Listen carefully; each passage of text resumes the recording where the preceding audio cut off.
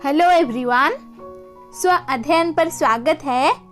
मैं संगीता मैम आज आप सबको पढ़ाने वाली हूँ कक्षा 10वीं की कविता यह दंतुरित मुस्कान। कवि है नागार्जुन। इस कविता में कवि एक ऐसे बच्चे की सुंदरता का बखान करते हैं जिसके अभी अभी 1-2 दांत ही निकले हैं, अर्थात बच्चा 6 से 8 महीने का है। जब ऐसा बच्चा अपनी मुस्कान बिखेरता है तो इससे मुर्दे भी जिंदा हो जाते हैं, यानी मुर्दे में भी जान आ जाती है। बच्चे के गाल धूल से सने हुए ऐसे लग रहे हैं जैसे तालाब को छोड़कर कमल का फूल उस झोंपड़ी में खिल गया है। कवि ने इस कविता में ऐसा कहा है। आज हम कविता को संपूर्ण अध्ययन करेंगे। कविता कुछ इस प्रकार है। तुम्हारी यह दंतुरित मुस्कान मृतक में भी डाल देगी जान। धूली धूसर तुम्हारे ये गात, छोड़कर तालाब मेरी झोंपड़ी में खिल रहे जलजात। परस पाकर तुम्हारा ही प्राण पिघल कर जल बन गया होगा कठिन पाषाण। छू गया तुमसे कि झरने लग पड़े शेफालिका के फूल, बांस था कि बबूल। इन पंक्तियों में कवि ने एक दांत निकलते बच्चे की मधुर मुस्कान का मन मोह लेने वाला वर्णन किया है।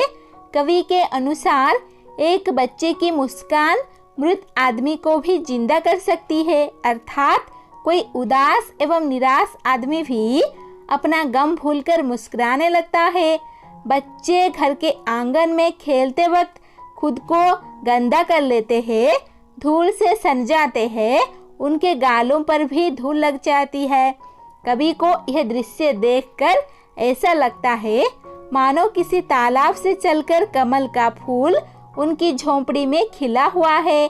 कवि को ऐसा प्रतीत हो रहा है कि अगर यह बालक किसी पत्थर को छू ले तो वह भी पिघलकर जल बन जाए और बहने लगे। अगर वो किसी पेड़ को छू ले, फिर चाहे वो बांस हो या फिर बबूल, उसमें शेफालिका के फूल ही झरेंगे। तुम मुझे पाए नहीं पहचान, देखते ही रहोगे अनिमेष। थक गए हो आंख लू में फेर, क्या हुआ यदि हो सके परिचित न पहली बार। यदि तुम्हारी माँ न माध्यम बनी होती आज, मैं न सकता देख, मैं न पाता जान तुम्हारी यह दंतुरित मुस्कान। यहाँ पर कवि कहते हैं कि शिशु जब पहली बार कवि को देखता है तो वह उसे पहचान नहीं पाता और कवि को एकटक बिना पलक झपकाए देखने लगता है। कुछ समय तक देखने के बाद कवि कहते हैं, क्या तुम मुझे पहचान नहीं पाए हो? कितने देर तुम इस प्रकार बिना पलक झपकाए एकटक मुझे देखते रहोगे? कहीं तुम थक तो नहीं गए मुझे इस तरह देखते देखते?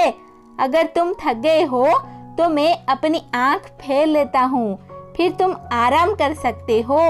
अगर हम इस मुलाकात में एक दूसरे को पहचान नहीं पाए तो कोई बात नहीं, तुम्हारी माँ हमें मिला देगी और फिर मैं तुम्हें जी भर देख सकता हूँ, तुम्हारे मुखमंडल को निहार सकता हूँ, तुम्हारी इस दंतुरित मुस्कान का आनंद ले सकता हूँ।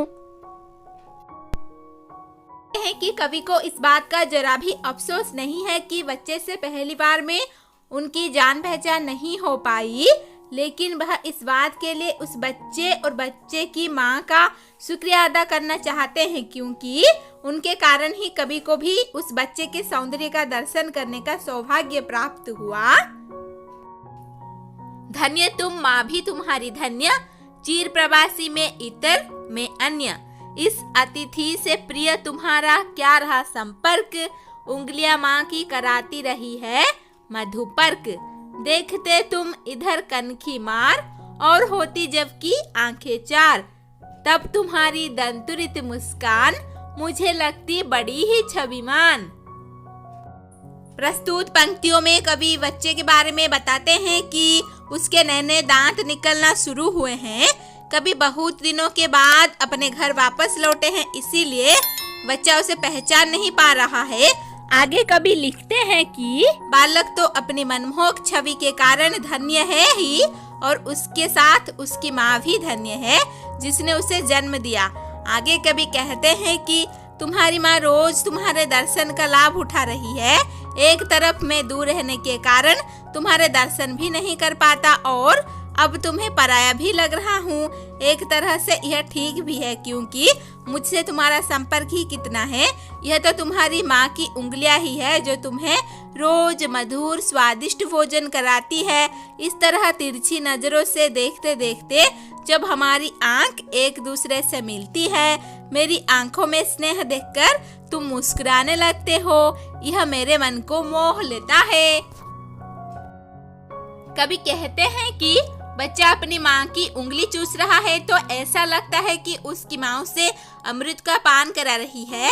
इसी बीच वह बच्चा कनखियों से कवि को देखता है। जब दोनों की आंखें आमने सामने होती है तो कवि को उस बच्चे की सुंदर मुस्कान की सुंदरता के दर्शन हो जाते हैं, और कभी बच्चे जब तिरछी नजर से देखता है तो कभी मुग्ध हो जाते हैं। इस बात का वर्णन यहाँ पर उन्होंने किया है। हमने पढ़ा इस कविता में कवि ने एक नवजात शिशु के मुस्कान के सौंदर्य के बारे में बताया है। कवि कहते हैं कि शिशु की मुस्कान इतनी मनमोहक और आकर्षित होती है कि किसी मृतक में भी जान डाल दे। खेलने के बाद धूल से भरा तुम्हारा शरीर देखकर ऐसा लगता है मानो कमल का फूल तालाब छोड़कर मेरी झोंपड़ी में आकर खिल गए हो। तुम्हारे स्पर्श को पाकर पत्थर भी मानो पिघलकर जल हो गया हो, यानी तुम्हारे जैसे शिशु की कोमल स्पर्श पाकर किसी भी पत्थर हृदय व्यक्ति का दिल पिघल जाएगा। कवि कहते हैं कि उनका मन बांस और बबुल की भांति नीरस और ठूंठ हो गया था, परंतु तुम्हारे कोमलता का स्पर्श मात्र पड़ते ही हृदय भी सेपालिका के फूल की भांति उड़ने लगा। कवि के हृदय में वात्सल्य की धारा बह निकली और वे अपने शिशु से कहते हैं कि तुमने मुझे आज से पूर्व नहीं देखा है, इसीलिए मुझे पहचान नहीं रहे हो। वे कहते हैं कि तुम्हें थकान से उबारने के लिए मैं अपनी आंखें फेर लेता हूँ ताकि तुम भी मुझे एकटक देखने के श्रम से बच सको। कवि कहते हैं कि क्या हुआ यदि तुम मुझे पहचान नहीं पाए। यदि आज तुम्हारी माँ न होती तो आज मैं तुम्हारी यह मुस्कान भी ना देख पाता। वे अपनी पत्नी का आभार जताते हुए कहते हैं कि तुम्हारा मेरा क्या संबंध, यह तुम इसीलिए नहीं जानते हैं क्योंकि मैं इधर उधर भटकता रहा, तुम्हारी ओर ध्यान न दिया। तुम्हारी माँ ने ही सदा तुम्हें स्नेह प्रेम दिया और देखभाल भी किया, पर जब भी हम दोनों की निगाहें मिलती है तब तुम्हारी यह दंतुरित मुस्कान मुझे आकर्षित कर लेती है और मुझे मोह लेती है। आज हमने यह दंतुरित मुस्कान का भी अध्ययन किया। धन्यवाद। ऐसे ही वीडियोस देखने के लिए चैनल को सब्सक्राइब कीजिए और नोटिफिकेशन पाने के लिए बेल आइकन को दबा दीजिए।